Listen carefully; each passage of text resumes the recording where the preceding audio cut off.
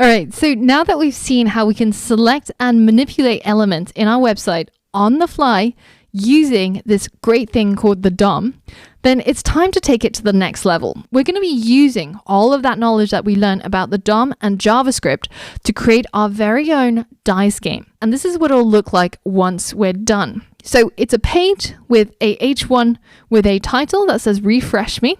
And then it's got player 1 dice and player 2 dice. And when we refresh our website, then our dice get thrown randomly so that player 1 and player 2 both have their own dice values, and our website will announce a winner depending on whose dice value was higher. So you can see that this will be a really neat website, and you can use this website to settle all your family arguments and any sort of disputes just by logging onto your own website and trying to figure out who won.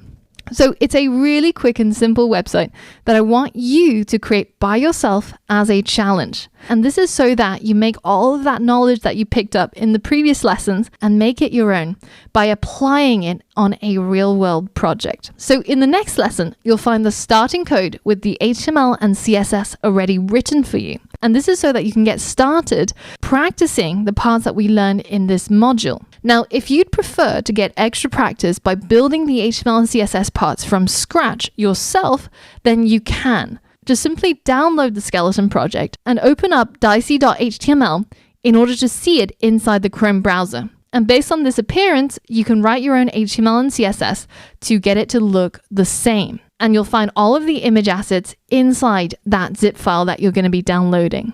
So I personally recommend to focus on one new thing at a time. So that's why we provided the skeleton project, so you can focus on what we're learning in this module. But it's completely up to you what you want to do. I'll support you every step of the way. So once you're ready, get started and work on your first website that you're going to build all by yourself. And I'll see you on the other side.